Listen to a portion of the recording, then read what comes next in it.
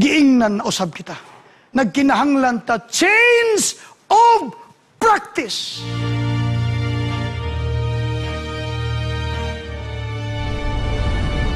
Dalaygon nga Dios, salamat nga niana usab kami. Imong gihatod aron imong pandayon, imong tabangan, imong pahinumduman, tungod kay kami imo man nga mga katawhan. Panalangin ang tanang pulong nga among madunggan o ang tanan nga mga nagagahin og panahon karon makabaton usab unta gikan sa panalangin langit nun. Pasaylua kami sa among kalapasan. Salamat sa imong pagkamaayo kanamo. Ug salamat ngay sa tibok adlaw namong pangabudlay gihatod nimo kami karon aron sa hinay-hinay mamalandong sa imong pagkaong espirituhanon alang sa among gigutom nga mga kalag nga nangandam sa imong pagbalik. Salamat sa pagtubag sa pagampo. Salamat sa pagpakigkauban nimo kanamo karon pinagi sa imong espiritu nga magadasig kanamo. Sa ngalan ni Jesus. Amen. So near, yet so far. Mao kini ang titulo diha sa atong Bible story, Volume 3, page 26. Nga naghulagway sa nahitabo ni ining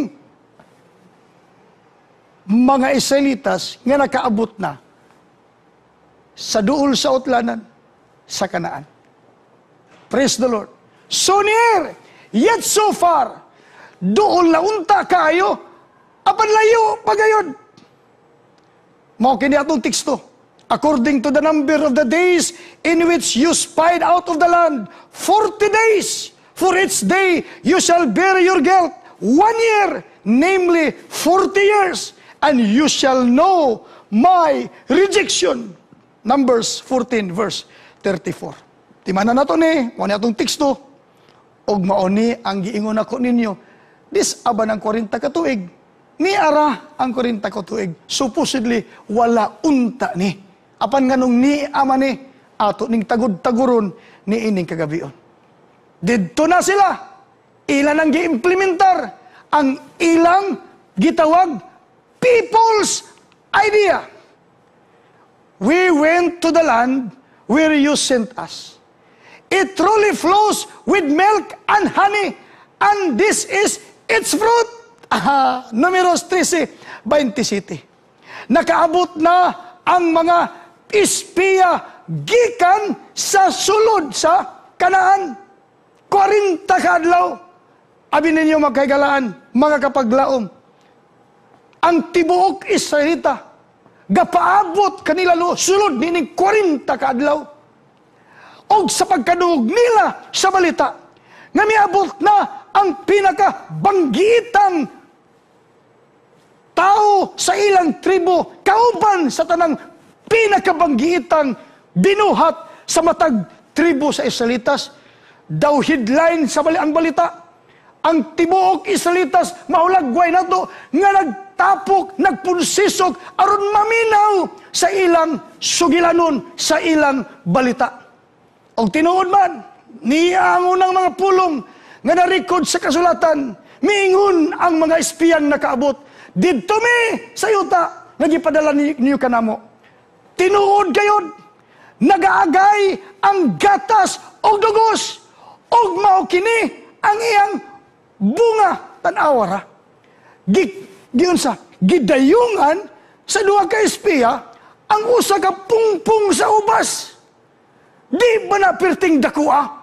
Di ba na perting abundansya ha?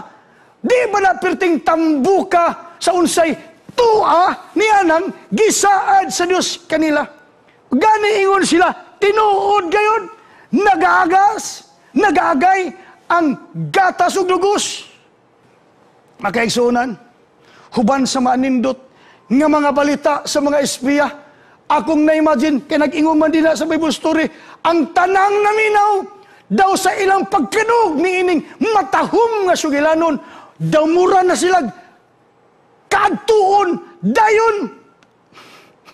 kaadtuon dayon gusto na din silang di na magdugay mangadto ta didto. Niya sunod.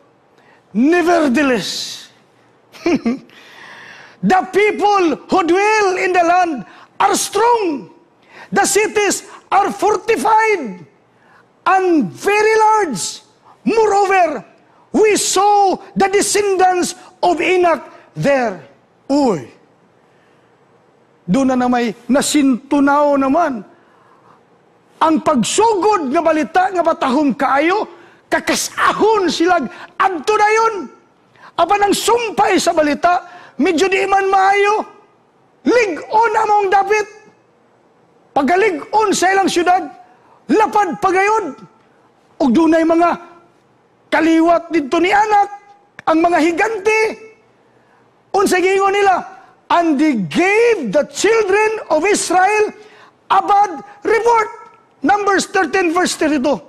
Of which, of the land, which they had spied out, saying, the land through which we have gone as spies is a land that devours its inhabitants. Pagka makasusubo, ang pinaka-gisaligang mga espiya sa ilang tribo, nagihimong espiya, gasultig, dili, maayong balita. Nga tungod niini, nag-ingon sila, ang mga lumulupyo dito, daw murag manglamunay namo nato.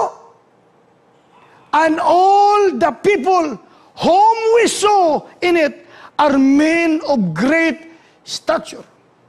There we saw the giants, the descendants of Enoch came from giants, and we were like grasshoppers in our own sight, and so we were in their sight. Nakita na mo pagkadagkuas mga tao dito, mura lang tag mga alisiw-siw, og maingon mausab ang atong panlantaw nga tunila. Agoy, unsao naman ay. So unsay nahitabo karon? Sa mga naghinam-hinam na unta nga mga Israelita, nga nakita na gyud nila ang ebidensya sa katambog sa yutang Kanaan nga gisaad sa Dios kanila. Mga kaigsuonan, unsay nahitabo kanila. So all the congregation lifted up their voices and cried, and the people wept that night. Mga kaigsuonan, sa pagkadungog ni ini mga tawhan, sa pagkadungog sa mga Israelitas kanila, ang nahitabo kanila, mga kaigsuonan,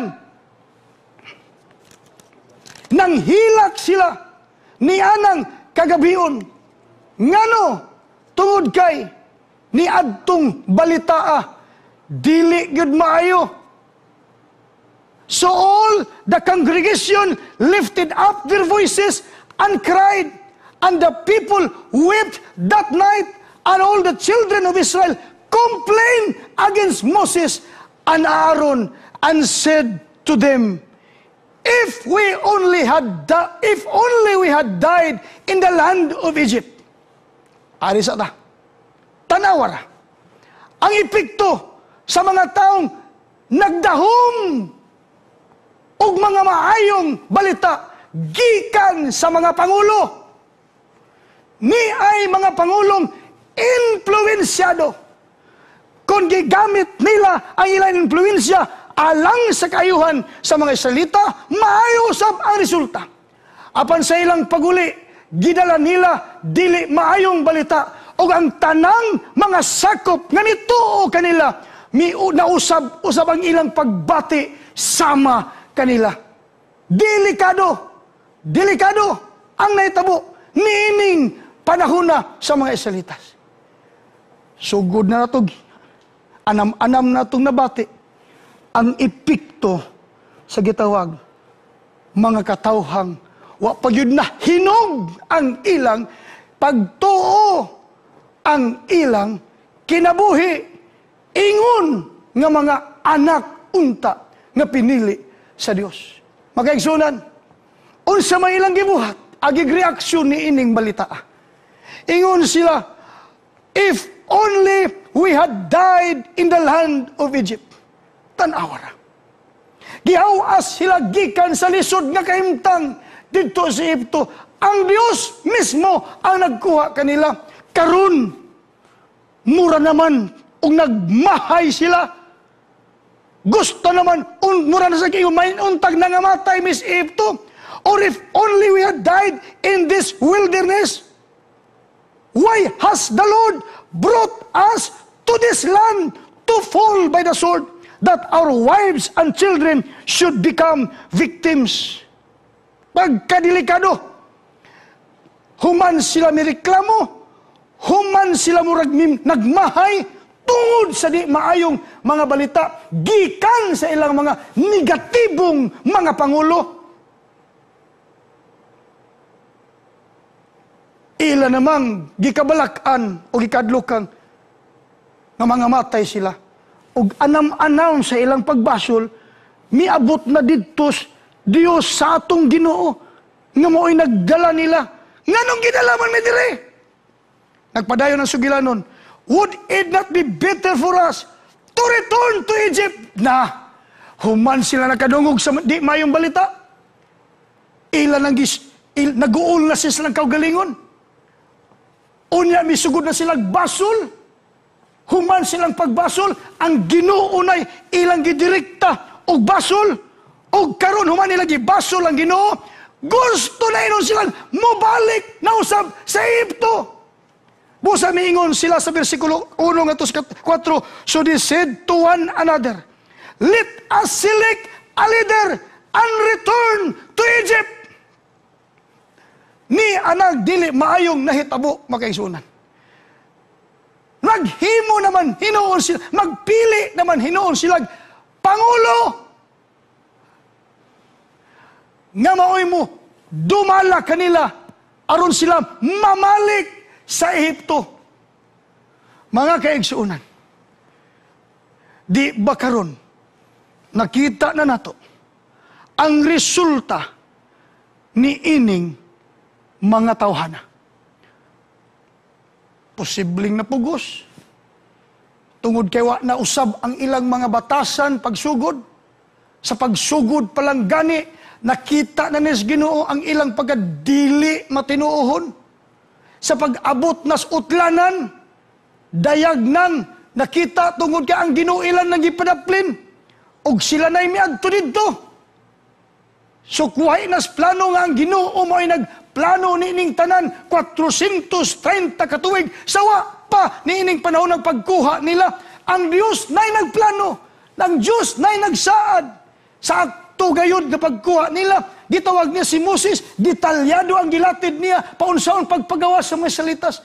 Apan sa dang niya sa duol sa utlanan, gahimo na silang ilang kaugalingon, o gila nang gipadaplin na Ginoo. Sa diyang miresulta ni, ang ilang gisulti, pagbalik sa mga tao, nga dako og pagsalig nila, dili na insakto, mga negatibo, o ang tanan mituo na usab nila, hangtod nga unsa, gusto na silang magpili og pangulo balik sa Egypto. Di ba ang tanan nilang panghuna-huna sukwahi nas kabubuton sa Ginoo? Ang Ginoo nagtawag kang Moses o kang Aaron. Apa niya magpili na usab silang laing pangulo nga dili nakabubuton sa Ginoo kun dili ilang kabubuton. Delikado. Og timan-an ta kining mga pagtulunan kanang kitay magbuot, dili ang Dios. Atong paagi, dili iya. Dunagyutang di maayong dangatan sa unahan. Makaigsunan, kat unon taning pagtulunana, kay duol natas langit nung Kanaan, og di naon ta masubli pakining muresultag dugay na usab nga katuigan.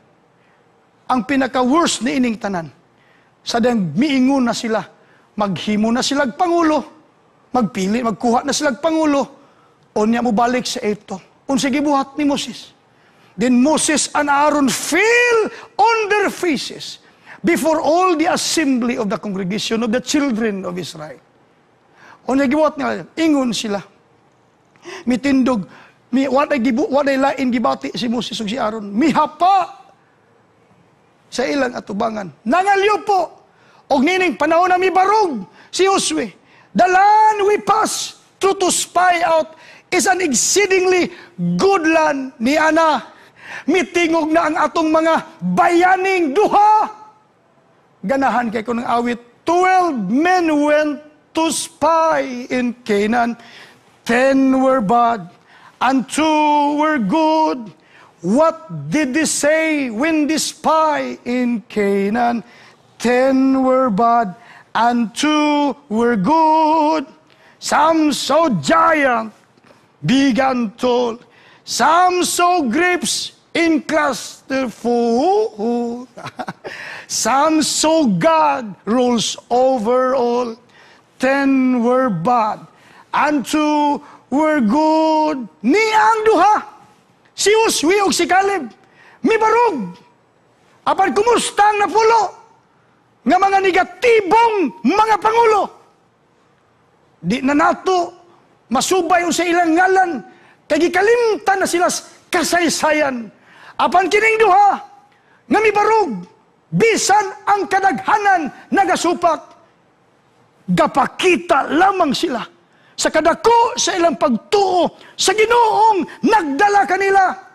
Si Caleb, mayon sila, the land we passed through to spy out is an exceedingly good land. If the Lord delights in us, then He will bring us into this land and give it to us, a land which flows with milk and honey. Kining yuta nga at among yadtuan pagkatahom nga maayong yuta. Grabe katahom. Apan kung nahimutan kita sa Dios, dalhon kita niya dito, kay gihatag niya kini kanato ang yuta nga nagagay ang katas ug ang dugos. Apan sa pagbarog ni ining duha, unsay gibuhat sa mga tao? Only, dingon si Josue, nanawagan sila, si Caleb, only do not rebel against God, only do not rebel against the Lord, nor fear the people of the land, for they are our bread, their protection has departed from them, and the Lord is with us. Do not fear them. Tanawa, ingon ini ang espiritu sa mga pangulo nga nagatuo pag-ayo sa pulong sa Ginoo. Ingon ini ang sinultihan sa mga pangulo nga nagasalig sa matag instruksyon sa Ginoo. Mga masinulundon nga mga pangulo sa plano sa Ginoo.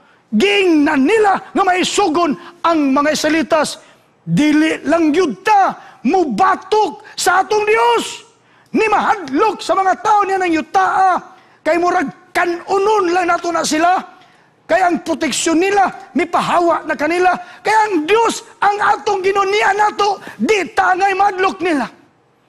Human ni ining argumento nga gipakita sa usa ka duha ka influensyado nga mga pangulo, atubangan sa mga kadaghanan nilang mituos ilang mga negatibo nga mga pangulo, mipatigbabaw gayud makaigsunan ang dili maayo. Apan human sila gisultihan, unsay nahitabo? And all the congregation said to stone them with stones. Batuon naman hinuon sila. Og tungod niining higayuna, the glory of the Lord appeared in the tabernacle of meeting before all the children of Israel. Praise the Lord. Alang sa mga pipila lang nga mga nagbarog, wa gyud ay angay kabalakan. Basta kauban nato ang atong Dios. Niining tungura, mipadayag ang iyang himaya dito sa tabernakulo nga tigumanan at tubangan sa mga anak sa Israel. Niya nami intervene ang Ginoo. Kay di na makaya ni Moses ug ni Aaron. Di na makaya ni Josue ug ni Caleb. Ni ana ang atong Ginoo. Then the Lord said to Moses, how long will these people reject me? And how long will they not believe me with all the signs which I have performed among them? Tanawara. Gisugda na sila kwintas, Ginoo.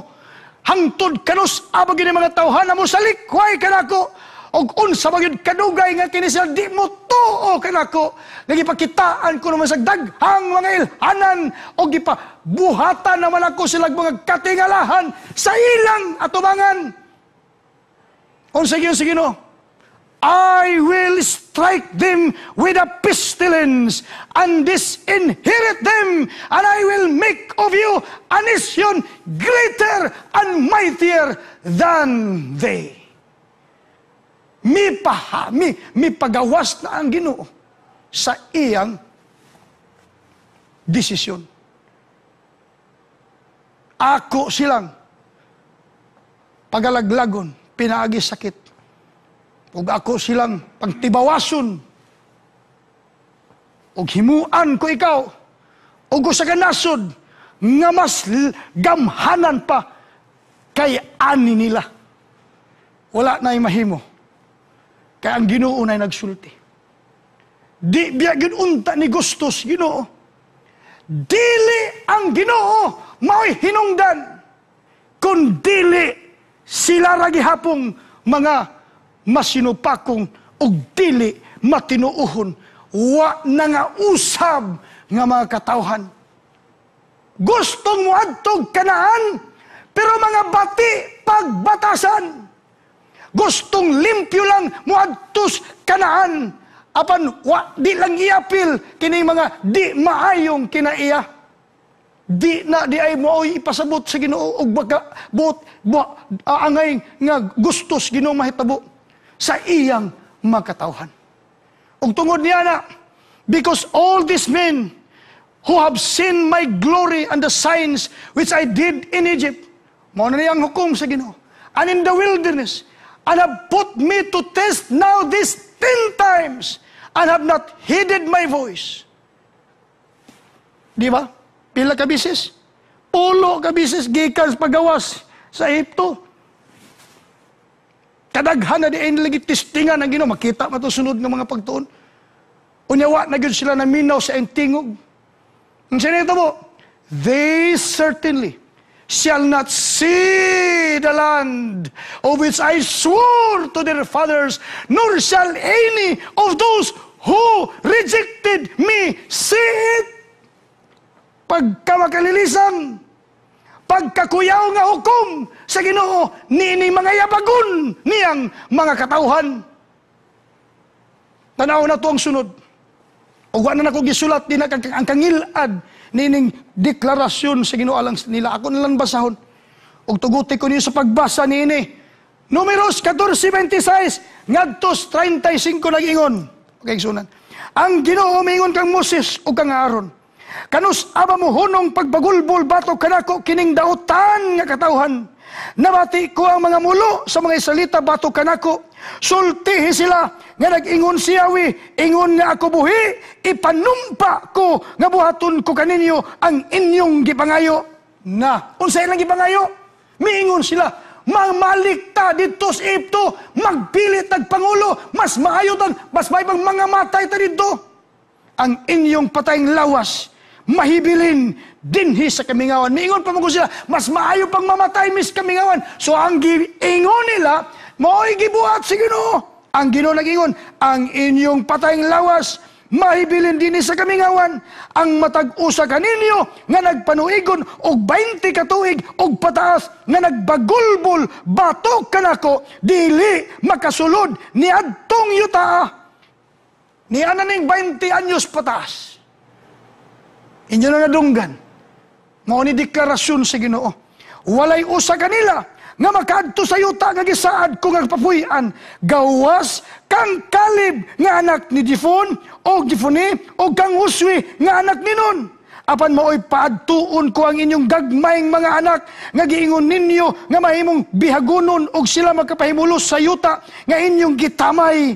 Apan kamo, ang inyong patayng lawas, mahibilin sa kamingawan, o ang inyong mga anak, mahimong magbalantay sa karnero, dinhi sa kamingawan, sulod sa 40 katuig, o mag-anto sila tungod sa inyong pagkawalay pagtuo, hangtod nga ang katapusan kaninyo, mamatay dinhi sa kamingawan. Sumala sa gidugayon sa inyong pagpangispiya niadtong yutaa nga 40 kaadlaw, 40 usab katuig nga mag-antos kamo sa inyong kasalanan, sa ato pa usa ka tuig alang sa matag adlaw, og sa ingon masayran ninyo unsay kaulugan kun ako batok kaninyo. Nadunggan ninyo makaigsuunan, mauni magkahadlok nga pulong sa Ginoo. Silot kanilang mga dili matinuohon. Mga katawhang wala nangausab ang ilang mga batasan. Nagpadayon ang pagingon sa Ginoo. Sa ato pa, o sa katuig alang sa matag usa, sa matag adlaw, o sa ingon, masayra ninyo, unsay kahulugan kun ako batok kaninyo. Ako ang Ginoo, mao'y nagsulti niini. Sa walay duha-duha, buhaton ko kini, niining dautan nga katawhan, nga nagkatigom batok kanako. Matapos sila dinhi sa kamingawan, o dinhi sila mamatay. Pagkakuyaw, apanon saon man, maumani ilang gipili. Sayon ra ang pagsunod unta, ang pagtugyan lang sa kaugalingon, ang pagbag-o sa kaugalingon, ang pagsunod sa Ginoo, o pagsunod lamang sa matag iyang gisulti.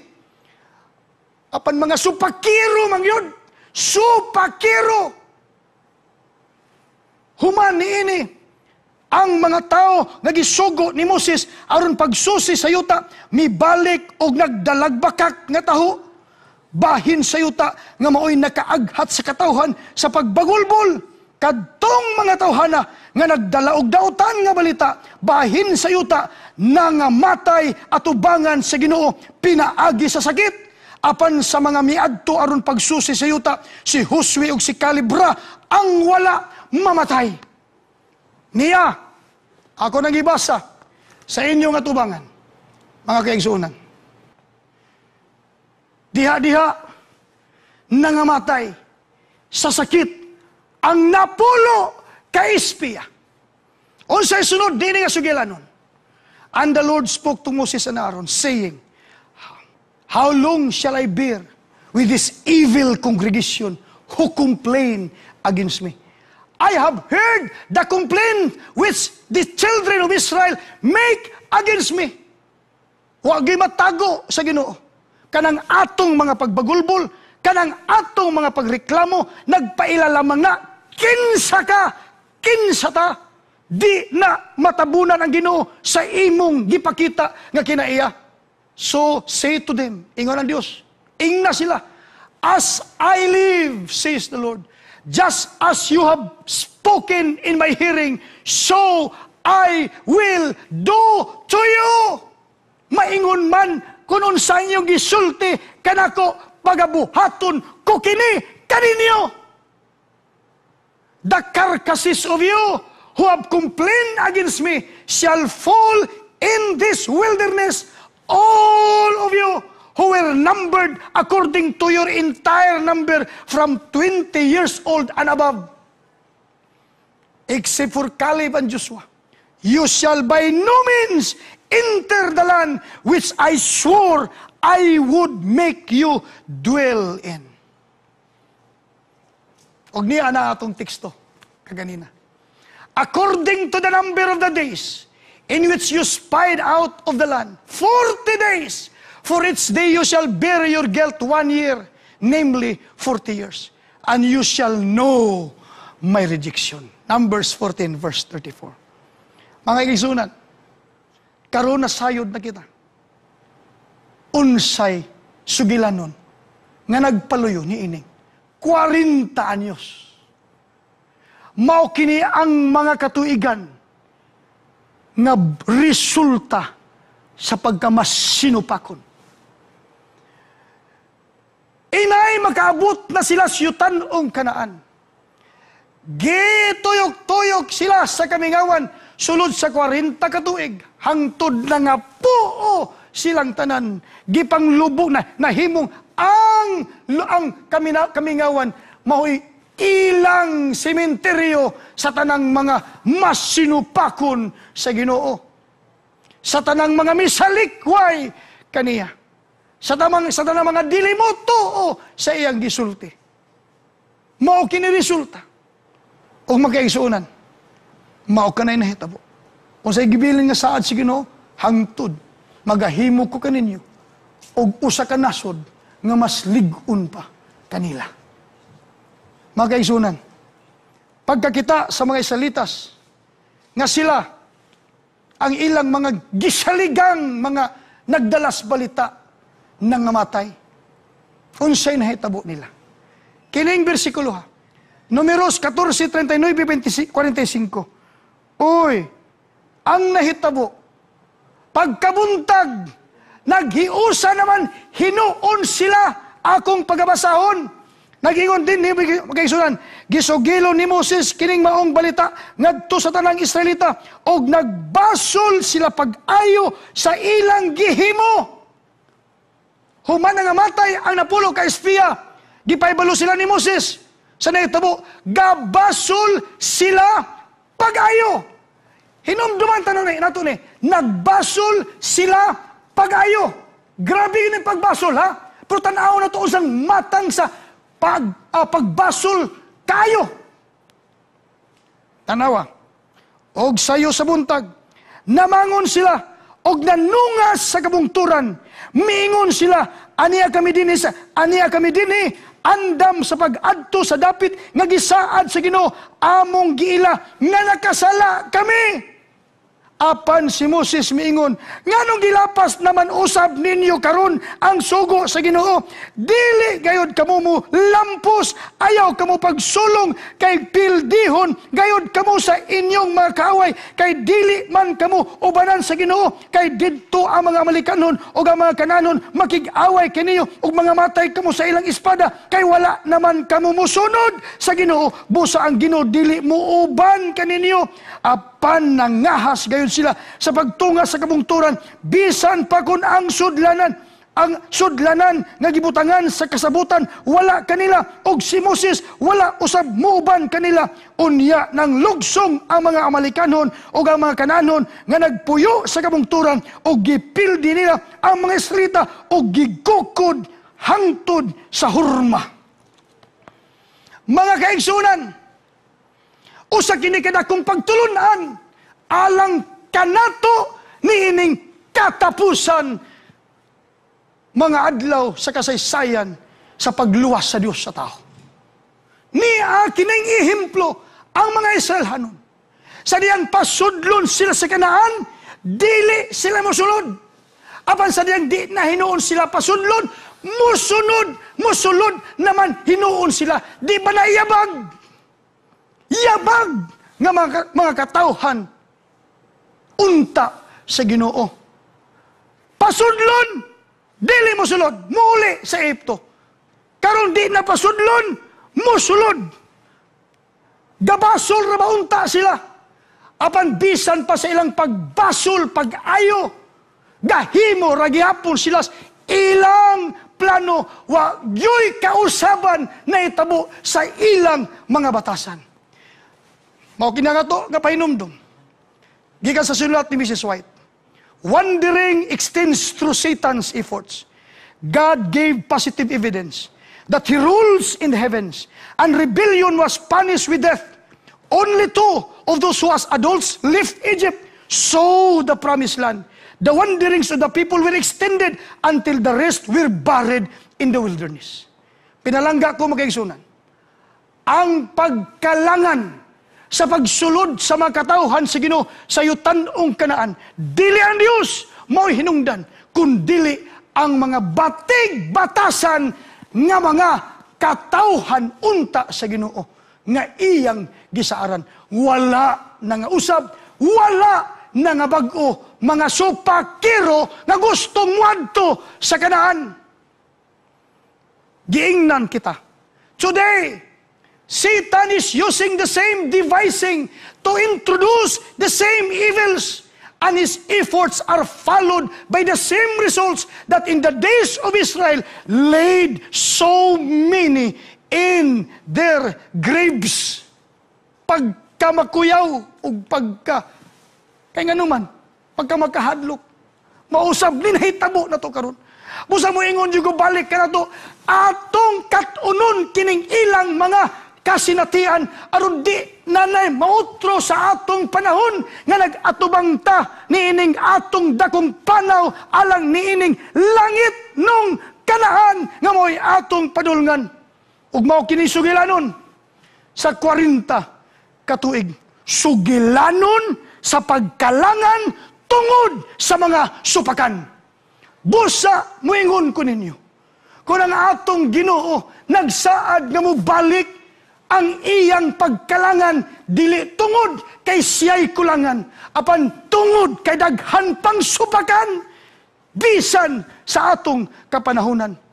Lesson learned, there is always reward in trusting every instruction from God. Dalaygo na Dios, makaisunan. So, unsa may angay na itong buhaton, gabi igiingnan ta, kinahanglan ta, mahimong certified, obedient people. O karon nga gabi, giingnan na usab kita. Nagkinahanglan ta change of practice. Dili na magmasinupakon, apan tun-an nato ang pagsunod sa Dios. Kinahanglan ta change of practice. Kay kining iyang saad, surely I am coming quickly.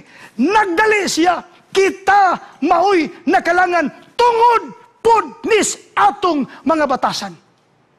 Makaigsunan, ang saad niya na ingon, and behold, I am coming quickly, and my reward is with me, to give to everyone according to his work. Mauni saad, nga hangtod karon nagbagring sa atong mga unahuna, sa tibuok katuigan sa kasaysayan, nga nagpabiling gamhanan nga saad, gihulat na lang sa Ginoo, ikaw nga magbag-o. O ang iuun ka na karon nga gabi. Ayaw nagdugaya ang pagpaabot sa Ginoo. Pag-usab, pagbag-o. Change of practice. Maoy gikinahanglan. Alang kanatong tanan karon. Ipadayon tani nga sugilan no ugma. Og ato na usab tun-an, meaning usa ka nagpadayong sugilanon nga naguluhan. The 2.5 months. Makaisunan, sa di pa ko malimot, ako mong abi-abihon pag-usap. Sa matag kadlawon, mao niya nga atong link. Extended an hour at doon. Usa ka programa sa Stewardship Department sa Mindanao. Nga mao'y gihimo na itong tun-anan sa pagpanday langit nung batasan. Dalaygo na Ginoo. Mao kini ang atong sugilanon gikat-on gikan sa sugilanon sa mga Israelitas nga ngay natong kapanaminan karon.